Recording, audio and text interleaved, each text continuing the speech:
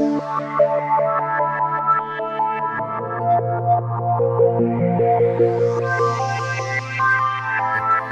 want to talk a little bit about something with which I have helped many, many, many dentists in a phenomenal way. Something so simple, it should be obvious to everybody. And that is, how do you solve the problem of having only 2 or 3 chairs, whatever it is, a limitation of chairs, and you're kind of full and you can't take in more because you're done, you're full.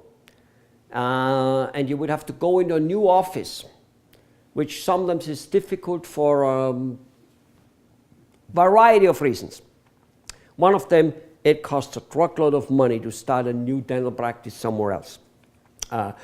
Even though if it's very close and you keep all your patients, that's fine. I'm just saying, to build that new office right away, many years of income, future income and or past income are gone.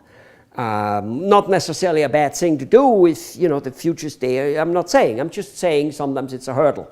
And it's for all kinds of other reasons. Doctors have told me it is like difficult and they don't really want to go somewhere else to do, again, location, this, whatever. So, what very few doctors think about it is the fact of operating in times when you're now closed. The first thing coming back from you is like, well, I'm closed because I don't want to be in the practice. Got that. And you shouldn't, because there's something very deadly about working too much. Too many hours, to do much for too long, too many years, type of thing. It's just not good. There are other things we like to do, no matter how much we love our work, and we must do because we have family, we have things. So for instance, evening hours, or for instance, Saturday afternoon, Sunday morning, all day type of hours. So that's what we're talking. Obviously, you, the dental owner, shouldn't work those times, except if you want to for whatever reason, or have to because you're in such a financial mess. Whichever, which doesn't necessarily mean because you do so bad business. It could be that I had clients who lost their money in gambling, lost their money in stocks, and one way or the other way, they were hard up for money despite the fact that their practice did make some money. So then sometimes we have to do what we have to do to get it going, and you need to work those evenings. But let's assume that's not the case. Let's hope that that's not the case. So in the evening, you hire other doctors. Look, my very first profession was mechanical engineering. We worked with machines. They worked 3 shifts if the work was here. If the work isn't here, 2 shifts. If less was here, 1 shift. Why a machine costs what it costs, let's just put a price tag of $100,000, why should it not run 3 shifts? What do you think why the stores make money after 5 o'clock when the people do not work? In today's environment, tremendous amount of people simply cannot afford to stay at home from work because they're worried about getting fired. It's fierce competition. We have, after all, a high number of people not participating in the workforce, most of them not voluntarily. Government might not admit that, but that's beside the point. So being open in weekdays, evenings and weekends, is an enormous creating income potential. I also learned that in India. I worked 2 years in India, in Bombay. And my God, space is utilized as much as you can. Why would you pay rent for something you only use 40 hours a week or 30 in a dental office often? And yet you pay 24 hours in 1 day.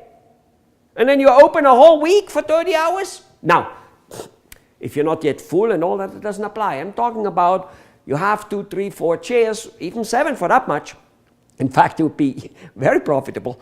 And you're full, and it's like you can't really handle more. Put a second shift in place. We've done it many times with doctors. In fact, one of my very first clients somewhere in New York, we used to do that. On top of it, he was an endodontist. And you know, we put other doctors in place. We put all kinds of things and hours. People love to come at off hours. I've seen it with chiropractors. They love to come, just like shopping is big at that times because that's when people have time. Look at it. And if you're worried about, about quality, oh my God, this guy's, well, first you let them work with you. Then you have a feeling, okay, the guy does his job. You know, I hate to tell you so, doctor. You're not the only dentist in the country who does good work. There are 120-some thousand, maybe more. It's kind of like number I have. 120-some thousand dentists. Dental offices, actually. Way more dentists, I think. Trust me. New dentists come out, they open an office next to you. Because 20 years ago, you had, let's say, 20 competitions in your area. Now you have 40. Those new guys, they were new, and you might think that half of them don't know what the hell they're doing, and you're to a degree right. You probably didn't know what you were doing when you came out too. As again, don't think you're the only good dentist. You will find beautiful guys. And you don't even need to worry about whether the guy, the extra guy you hire, will be with you the whole life. No, he won't. Hopefully he won't.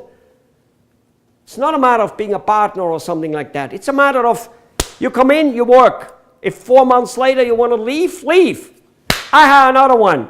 Dentists come like a dozen and a dime. There are too many of them out there. They have no jobs. They're like gypsies, the GBs. They're like endodontists and periodontists and oral surgeon used to be, especially periodontists and oral surgeons, where they go one day here to this practice, one day to this practice, one day to this practice. Not a bad operating basis. I'm not saying it's bad. They probably, they surely don't build any equity, but the average practitioner, if he doesn't do it right, he really don't build any equity either, but, nevertheless, some. So there are plenty guys out there. Right now the GPs are doing it because there are too many. Because all the other dental offices, they're cutting down and, You can do it. You'll be amazed.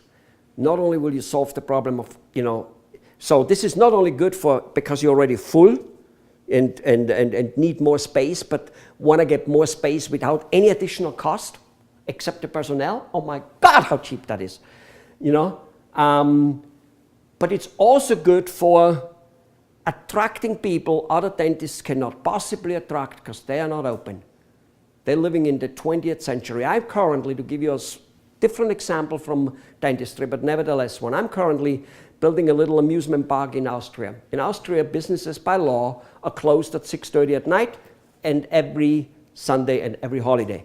My amusement park, because it being a park, it has that type of permission, it's a different license, whatever it is, street food, whatever, market, like fairground kind of thing. I can be open on the weekend. That's the very and only reason, to a very high degree, the most important reason why I decided that this is a good place to put a park when I saw the location and just it overcame me. Being from Austria, and but that had little to do, because I can be open when everyone else is closed. Can it get any better, really? I hope you give this idea a shot. All right, bye-bye.